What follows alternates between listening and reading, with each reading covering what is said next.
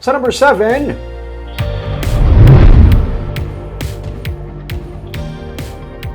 mga vaccination center sa mga mall kag mga kabarangayan ang liwat na nga naghalog. Ganing Emergency Operation Center sa Bacolod nagapanawagan sa publiko nga magpabakuna kag hindi na magpili sang brand sang bakuna.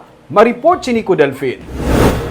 Matawhay kag masami may bakante ang mga pulungkuan nga napahamtang sa mga mass vaccination center sa mga mall kag mga kabarangayan kasubong sa Barangay Estefania. Hindi ini kasubong sang nagliligad nga simana nga nagadag sa mga luyag magpabakuna. Suno kay punong Barangay Jerry Tingson, madamo sang hindi mabakunahan bangod masami, nagasaka ang ila blood pressure sa screening area pa lang. Hindi man malipod nga may nagapili sang brand sang bakuna. Tungod ina sang systematic na nga pag-handle sa vaccination, no? Like for example kagina may mga deferred kay naglain pamatyag, so ginatawagan na dayon ang mga reserve. So dasig lang na replenish na dayon ang vaccine.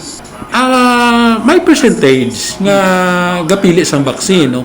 So gina-explain na lang sa ila nga depende na sa inyo man choice, inyo man na right. But hindi kami kapasali nga pag-abot sinaara ka mo. Kaya ginapasunod naton. Sa records ng Emergency Operation Center, nagalapaw man sa Ilacota ang mga kabarangayan. Suno kay Dr. Chris Sorongon, Deputy for Medical Data and Analysis ng EOC, nagdugang sila sa mga mega vaccination center. Amo nga nagahalugman ang kadamaan sa mga vaccination area. Damo naman kitang inabrihan ng mga barangay vaccination centers.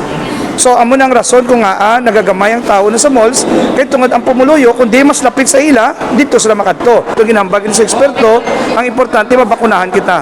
Kung mamangkot kita what is the best vaccine? The best vaccine is what is readily available in your city or municipality. Ang Bacolod ang may nagakiigo nga supply sang bakuna nalakip diring donated vaccines kasubong sang Sinovac, Pfizer, Moderna kag sang ginbakal nga AstraZeneca vaccines.